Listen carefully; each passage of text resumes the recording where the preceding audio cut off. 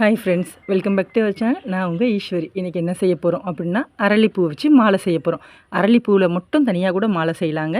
இப்போ பாருங்கள், அரளிப்பூ வாங்கியிருக்கேன், மறிக்கொழுந்தும் வாங்கியிருக்கேன். இப்போ நடுவில் தேவைப்பட்ட என்ன பூ வேணாலும் வச்சு கட்டலாம். இனிமேல் மாலை செய்கிறது ரொம்ப ஈஸி, வீட்லேயே செய்யலாம். எப்பயுமே நம்ம கடையில் தான் வாங்குகிறோம் இல்லையா, இனிமேல் வீட்லேயே எப்படி செய்யுதுன்னு பார்க்கலாம். நான் வந்து மறிக்கொழுந்தை இது போல் ஒரு விரல் சைஸ்க்கு எடுத்து இது போல் 2 மடிப்பாக ஓரளவுக்கு அடர்த்தி இருக்குல்லையே அந்த அளவுக்கு வச்சுட்டு ஒரு நூலை வச்சு அப்படியே முடி போட போகிறேன்.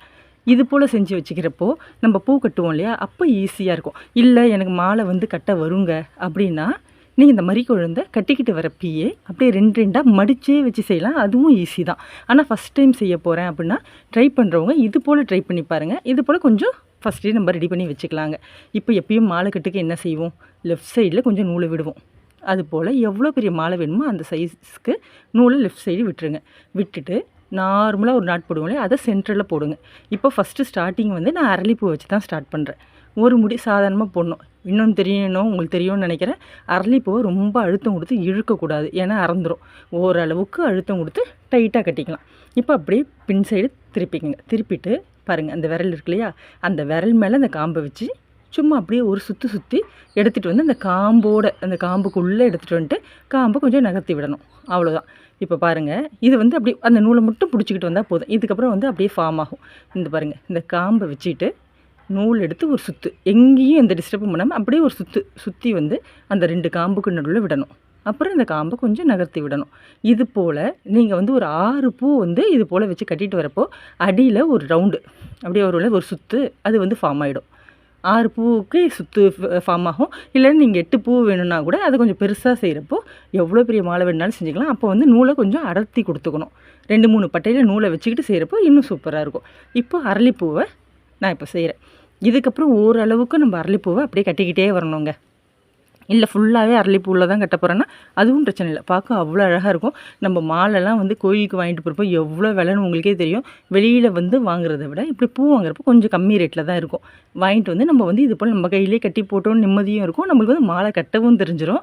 நம்ம வந்து கம்மி விலையிலேயே மாலை கொண்டு போகலாம். இங்கே பாருங்கள், விசேஷ நாளில் நம்ம சொல்லியே மாலாது அவ்வளோ விலை இருக்கும். இப்போ கட்ட தெரிஞ்சிடுச்சுன்னா நம்ம வீட்லேயே பூ இருந்தால் கூட என்ன வேணாலும் பூவை வந்து இதில் காம்பினேஷனாக கொடுத்துக்கலாம்.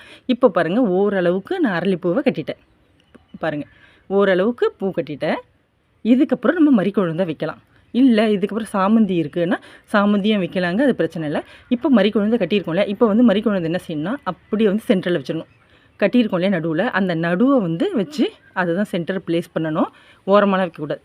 வச்சுட்டு ஒரு சுற்று, அப்புறம் இதை கொஞ்சம் நகர்த்தி விடணும். இது போல் உங்களுக்கு எவ்வளோ பெருசுக்கு வேணுமோ அவ்வளோ பெருசுக்கு மறிக்கொழுந்தையும் வைக்கலாம். இப்போ நடுவில் நான் வந்து ஒரு 4 அடுக்கு அப்படின்னு மட்டும்தான் வைக்க போகிறேன். ஏன்னா நடுவில் அது லைட்டாக தெரிஞ்சால் போதும். மறிக்கொழுந்தே வேணும்னா கூட நிறைய ஃபுல்லாக கூட வைக்கலாங்க. அதுவுமே 2 காம்பினேஷன், அரளி மறிக்கொழுந்து அப்படின்றப்போ கலர் காம்பினேஷன் செம்மையாக இருக்கும். இப்போ என்ன பண்ணணும், திரும்பவும் அரளியே கொடுக்கணுன்னாலும் கொடுக்கலாம். நான் என்ன பண்ண போகிறேன்னா சாமந்தி வச்சா அழகாக இருக்கும் அப்படின்னு முடிவு பண்ணி நான் இப்போ சாமந்தி வைக்க போகிறேன். அதுவும் ரொம்ப பூ வேணாம், ஒரு 10 பூ அளவுக்கு மட்டும் வச்சோன்னா அது ஒரு 2 அடுக்குக்கு ஃபார்ம் ஆகும்.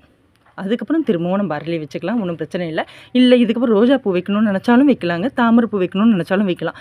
இது வந்து அழகாக இருக்கும். கட்ட தெரிஞ்சிடுச்சுன்னா நம்ம வச்சது தான். இதை வந்து வெளியில் ஐயோ இவ்வளோ கஷ்டம் அப்படிலாம் இல்லாமல் நம்ம சேனலில் எத்தனையோ வீடியோ இருக்குது, நீங்கள் பாருங்கள். மாலை கட்டுறது ரொம்ப ஈஸி. இப்படி இல்லைன்னா நீங்கள் கோர்க்க கூட செய்யலாங்க. இதுவே ஆனால் வந்து கட்டுறது ரொம்ப ஈஸின்றதுனால உங்களுக்கு நான் அந்த மெத்தட் சொல்லித்தரேன். இப்போ பாருங்கள், காம்பு தான் லெஃப்ட் சைடில் வரணும்.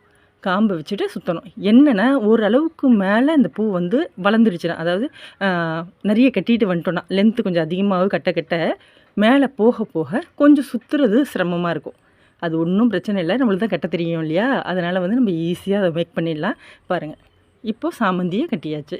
இதுக்கப்புறம் வேணும்னா சாமந்திலேயே வச்சு ஃபுல்லாக வந்து நம்ம ஃபினிஷ் பண்ணிவிட்டு இன்னொரு பக்கமும் இதே மாதிரி கட்டுவோம் இல்லையா, அதுவும் பண்ணிக்கலாம். நான் இப்போ என்ன செய்ய போகிறேன்னா, இது கலர் காம்பினேஷன் எனக்கு அழகாக வேணும். நான் வந்து ஓரளவுக்கு சின்ன மாலை தான் செய்ய போகிறேன், ஓரளவுக்கு மீடியமான மாலை. அதனால் என்ன பண்ண போகிறேன், திரும்பவும் அரளிப்பூ தான் கொடுக்குறேன். இப்போ பாருங்கள், அரளி மறிக்கொழுந்து சாமந்தி அரளி, திரும்பவும் மறிக்கொழுந்து திரும்பவும் சாமந்தி போட்டு முடி போடுறது ரொம்ப ஈஸி. இதோடு நான் ஃபினிஷ் பண்ணிக்கிறேன். பாருங்கள், முடி போட்டு இப்போ வந்து ஓரளவுக்கு நூலை விட்டுறணும். விட்டுட்டு ஏன்னா நம்ம கட்ட போகிறோம் இல்லையா, அடியில் சுங்குலாம் கட்டுவோம் இல்லையா, அதுக்காக அந்த நூலை கட் பண்ணிவிட்டு அப்படியே ரெடி பண்ணி வச்சுக்கோங்க. மேலே வந்து இப்போ நூல் கட்டணும், அது எப்படி நான் சொல்கிறேன். இதே போல் இன்னொரு பக்கம் வேணும் இல்லையா, அதுக்கும் நம்ம ரெடி பண்ணலாம். பாருங்கள் எவ்வளோ அழகாக இருக்கு இல்லையா, எவ்வளோ அடர்த்தியாகவும் இருக்குது பாருங்கள். இந்த சைஸ்க்கு நம்ம வீட்லேயே கிங் சைஸ் போல் இருக்கு இல்லையா, இன்னும் கூட பெருசாக வேணா கூட நம்ம கட்டிக்கலாங்க. தெரிஞ்சிடுச்சுன்னா நம்ம வச்சது தான். இதெல்லாம் கடையில் போனால் இவ்வளோ பூவெலாம் வச்சு தரவும் மாட்டாங்க. அவங்க வந்து நம்ம கேட்குற இதுக்கு விலைக்கும் தரமாட்டாங்க. பாருங்கள் 2 சைடும் நான் ரெடி பண்ணிட்டேன். இப்போ என்ன செய்ய போகிறோம், இங்கே மேலே வந்து சென்டரில் இருந்தால் நாட் போட்டோம். அப்போ மேலே கட்டணும் இல்லையா, அப்போ அதுக்கு நூல் எப்படி போடுறது அப்படின்னா 2 பட்டையே நூல் எடுத்துக்கோங்க. எடுத்துகிட்டு ஃபஸ்ட்டு இருக்கு இல்லையா அந்த பூ பாருங்கள், இந்த பூ இருக்கு இல்லையா, இதை சுற்றி அந்த பூவுக்கு அடியில் விட்டு பாருங்க, அடியில் இப்படி எடுத்து ஒரு சுத்து மாதிரி, இது பிரிஞ்சு வராது, இப்படியே எடுத்து ஒரு சுற்றி முடிச்சு போட்டுக்கணும். நார்மலாக ஒரு 2 நாட் போட்டிங்கன்னா இப்போ மேலே கட்டுறதுக்கு வாட்டமாயிடும். பாருங்கள் அவ்வளோதாங்க. இது போல் போட்டு ரெடி பண்ணி வச்சுக்கோங்க. இப்போது அடியில் வந்து நம்ம நூல் விட்டுருக்கோம், 2 சைடும் கட்டிட்டோம். இப்போ என்ன செய்ய போகிறோன்னா 2த்தையுமே ஜாயின் பண்ண போகிறோம். பாருங்கள், நம்மளே வீட்டில் செய்கிறப்போ ரொம்ப சந்தோஷமாகவும் இருக்குங்க. நம்மளுக்கும் செய்ய தெரியுது இல்லையா, வெளியில் வாங்காமல் நம்மளே செய்கிறது இல்லை, இது ரொம்ப ஹாப்பியாக இருக்கும். நம்ம கையாலே செஞ்சு போட்டுன்னு சந்தோஷமாகவும் இருக்கும். இப்போது இந்த 2க்கும் பாருங்கள் நூல் விட்டுருக்கோம் இல்லையா, இதை வந்து 2 பக்கமும் வி ஷேப்பில் வைக்கணும். ஸ்ட்ரெயிட்டாக அப்படியே வந்து வச்சு போடாமல் வி ஷேப்பில் வச்சு நாட் போடுறப்போ கரெக்டாக போய் உட்காந்துக்கும். இங்கே பாருங்கள் செம்மையாக இது வந்து ஜாயிண்ட் ஆகிடும். கேப்பே இல்லாமல் எங்கே முடிச்சு போட்டிருக்குன்னு கண்டே பிடிக்க முடியாது. இப்போ வந்து 2-3 முடியை போட்டுட்டு அந்த நூலை கட் பண்ணாமல் அப்படியே விட்டுருங்க. இப்போ சுங்கு எப்படி செய்கிறது, அடியில் தொங்கும் இல்லையா அந்த குஞ்சோன்னு சொல்லுவோம் இல்லையா, அந்த சுங்கை நம்ம எப்படி செய்கிறதுன்னு பார்க்கலாம். பாருங்கள், இந்த கலர் காம்பினேஷன் நல்லா இருக்கு இல்லையா, அதுக்காக தான் இதை கொடுத்தேன். இப்போ வந்து அரளிக்கு பதில் நம்ம பன்னீர் ரோஜா வச்சாக்கா இன்னுமே அழகாக இருக்குங்க. அதுவும் நம்ம வந்து மேக் பண்ணலாம். கலர் காம்பினேஷன் சம்பங்கி பூவில் செஞ்சோன்னா இன்னும் சூப்பராக இருக்கும். இப்போ பாருங்கள், நூல் எடுத்து எப்பயுமே நம்ம ஃபஸ்ட்டு எப்படி ஸ்டார்ட் பண்ணோம், சென்டரில் வந்து அரளிப்பூவை வச்சு ஸ்டார்ட் பண்ணுவோம் இல்லையா, லெஃப்ட் சைடில் கொஞ்சம் நூல் விட்டு, அது போல் இப்போயும் வந்து அரளிப்பூவை வச்சு ஸ்டார்ட் பண்ணுவோம். அரளிப்பூவை வந்து ஃபஸ்ட்டு ஒரு பேஸுக்கு அப்படியே கொடுத்துருவோம். ஒரு அடுக்கு இல்லை 2 அடுக்குக்கு நம்ம வந்து அரளிப்பூவை கொடுத்துருவோம். கொடுத்துட்டு அதுக்கு மேலே மறிக்கொழுந்து சாமந்தி அப்படின்னு, இல்லைன்னா சாமந்தி மறிக்கொழுந்து. இப்போ நீங்கள் இதில் என்ன பார்க்கணுன்னா கொஞ்சம் வந்து ரொம்ப ஈஸி தான். இப்போ வந்து நம்ம அடியில் ஃபினிஷ் பண்ணப்போ என்ன பண்ணோம், சாமந்தி 2த்துலேயும் தான் ஜாயின் பண்ணோம். அப்போ வந்து ரொம்ப தூரத்துக்கு சாமந்தி மட்டுமே வரா போல் இருக்கு இல்லையா, அப்போ என்ன பண்ணோம், ஃபினிஷ் பண்ண சமயத்தில் அதுக்கு கீழே தொங்குறப்போ குஞ்சத்தில் ரோஸ்லேருந்து ஆரம்பித்தா நல்லாயிருக்கும். அதாவது அரளிப்பூலேருந்து ஆரம்பித்தா நல்லாயிருக்கும். ஏன்னா மஞ்சளுக்கு கீழே வந்து மஞ்சளே வரா மாதிரி இல்லாமல் ரோஸாக இருந்தால் அழகாக இருக்கும். அது மாதிரி பிளான் பண்ணி தான் இப்போ நான் கட்டுறேன். இப்போ நான் கட்டி முடிக்கிறப்போ உங்களுக்கு அது புரிஞ்சிடும். இப்போ பாருங்க, இப்போ அரளி கட்டியிருக்கேன் இல்லையா, ஃபஸ்ட்டு சாமந்தியில் ஆரம்பித்தா அரளியில் முடிக்க முடியாது, ஏன்னா திரும்ப சாமந்தியே வரும். அதனால் இப்போ வந்து அரளிக்கு மேலே சாமந்தி கொடுக்குறேன். பாருங்கள், அரளி வந்து ஒரு அடுக்கு தான் கொடுத்துருக்கேன், சாமந்தியும் ஒரு அடுக்கு தான் கொடுக்க போகிறேன். ஏன்னா வந்து அது போதும், கொஞ்சம் வந்து சின்னதாக தான் வேணும், ஏன்னா சின்ன மாலை தான். இப்போ வந்து சாமந்தியை இது போல் ஒரு சுற்றிடுவோம். அப்படியே ஒரு 4-5 பூ தான் வருங்க. அந்த அடுக்கு வச்சுட்டு இதுக்கப்புறம் மறிக்கொழுந்து தான் மறிக்கொழுந்து வைங்க, இல்லை வேணான்னா திரும்பவும் அரளியே கொடுங்க. உங்களுக்கு எவ்வளோ பெருசுக்கு சுங்கு தொங்கணும்னு நினைக்கிறீங்களோ அவ்வளோ பெருசுக்கு நீங்கள் சுற்றலாம். ஆனால் இது ஈஸிங்க. இப்போ வந்து பார்க்குறப்ப கூட ஐயோ இது என்ன கஷ்டமாக இருக்கும், இது என்ன இப்படி சுற்றுறாங்க அப்படிலாம் தோணுதா அப்படின்னா, நீங்கள் வந்து ஃபஸ்ட்டு இதை வந்து மல்லிகைப்பூவில் நார்மலாக நாட் போட்டு கற்றுக்கங்க. இல்லைனா வந்து தீக்குச்சி காது கோடையிற பட்ஸ் இருக்கும் இல்லையா, அதை 2ஆக கட் பண்ணிவிட்டு அதை வச்சு கட் பண்ணால் திரும்பவும் பிரிச்சுட்டு நம்ம கட்டுறதுக்கு வாட்டமாக இருக்கும். ஏன்னா பூவில் கட்டுறப்போ பூ வந்து கட்டி பார்க்குறப்ப அவுக்கிறப்ப பிரிஞ்சிடும். நிறைய பூ வாங்கி நம்ம ட்ரை பண்ண முடியாது. ட்ரை பண்ணணும்னு நினச்சா தீக்குச்சி இல்லைனாக்கா பட்ஸில் ட்ரை பண்ணி பாருங்கள், ஈஸியாக வரும். புரிஞ்சதுக்கப்புறம் நம்ம பூவில் வந்து அதை மேக் பண்ணலாம். இப்போ பாருங்கள், நான் மறிக்கொழுந்தை கொடுத்துட்டேன். இதுக்கப்புறம் அரளி கொடுக்க போகிறேன். இப்போ நான் சொன்னேன் இல்லையா, சாமந்தியில் தான் நம்ம முடித்தோம். இப்போ வந்து அரளி வச்சா அதுலேருந்து கண்டினியூ மாதிரி இருக்கும், பார்க்க அந்த சுங்கு அழகாக இருக்கும். அதனால தான் இங்கே பாருங்கள், இதை தான் நான் சொன்னேன். சுங்கை வந்து நம்ம ஃபஸ்ட்டு சாமந்தியில் போட்டோம் இல்லையா, இப்போ அந்த நூல் விட்டோம் இல்லையா, இப்போ வந்து அரளி கொடுத்துருக்கனால அதுக்கப்புறம் டைரெக்டாகவே அரளி மறிக்கொழுந்து சாமந்தி அரளின்னு வந்து சுங்கு அழகாக தனியாக தெரியுது. இதுவே வந்து சாமந்தி கொடுத்துருந்தா அதோட மெர்ஜாகி அதோட கண்டினியூவாக ஜாயின் போல் தெரியும். எப்பயுமே சுங்கு கொஞ்சம் வந்து வித்தியாசமாகவும் யூனிக்காகவும் தெரியணும் தானே, ஏன்னா அது தொங்கும். அதனால் வந்து அதில் வைக்கிறப்போ கொஞ்சம் கலர் காம்பினேஷன் நம்ம பார்த்து தான் ஆகணும்.